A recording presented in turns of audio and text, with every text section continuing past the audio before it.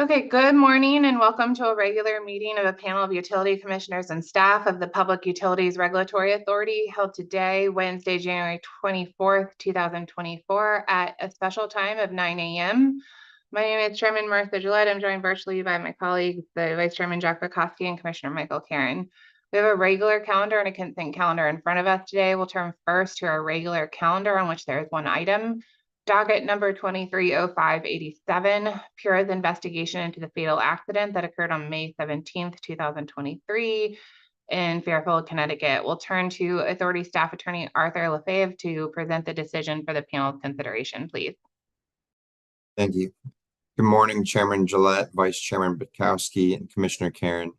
In response to a fatal accident reported by the United Illuminating Company, the Public Utilities Regulatory Authority initiated this investigation pursuant to Connecticut General Statute Section 16-17 to make a record of the causes and circumstances of this tragic event.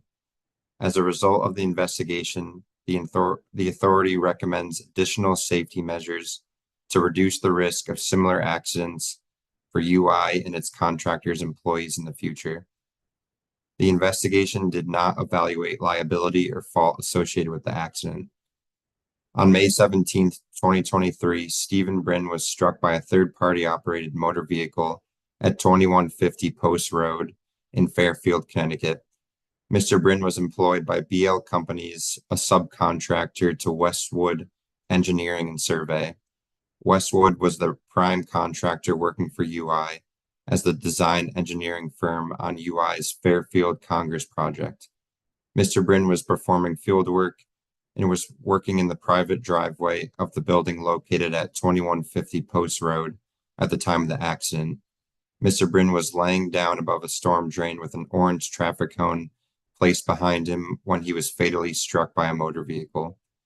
The Fairfield Police accident report concluded that the operator of the vehicle that struck him could not have seen Mr. Bryn laying on the driveway in front of her vehicle as she moved forward.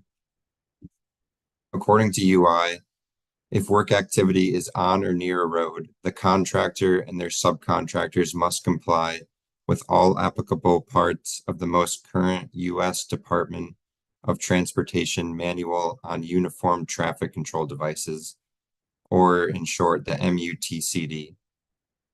Because this accident occurred on a private driveway 73 feet from Post Road, it is unclear whether that work activity is on or near a road, and as such, subject to MUTCD guidelines. Mr. Bryn was also almost struck by a different motor vehicle only 24 feet north into the driveway of 2150 Post Road minutes before the fatal accident occurred. Although the MUTCD does not apply to parking lots, it does apply to site roadways open to public travel. Consequently, the MUTCD may apply to a private driveway for a commercial building such as 2150 Post Road. Nonetheless, the authority suggests that UI and its contractors' employees follow the principles of the MUTCD for the placement and operation of traffic control devices while in similar high traffic driveways or any similar area where vehicles pass through. The authority considered UI's written exceptions and concurs with UI's suggestion to implement changes to the Avangrid Networks Contractor Safety Guide and Avangrid Networks Safety Handbook with some revisions.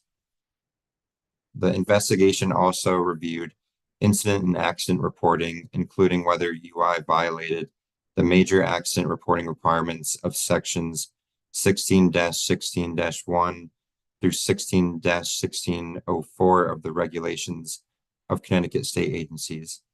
The authority suggests that UI include the lessons learned in its interrogatory responses in an updated incident investigation summary and distribute it to the recipients that received the original.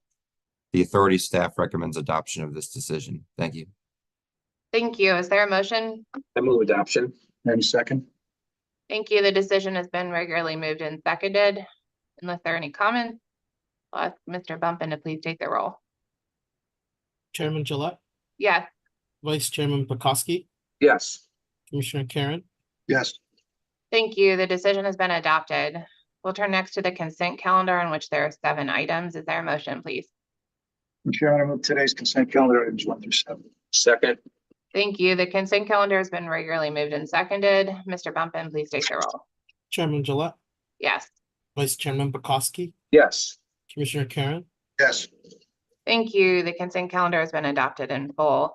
That brings us to the end of today's regular meeting agenda. We will adjourn. We will reconvene next Wednesday at our normal time of 10 a.m.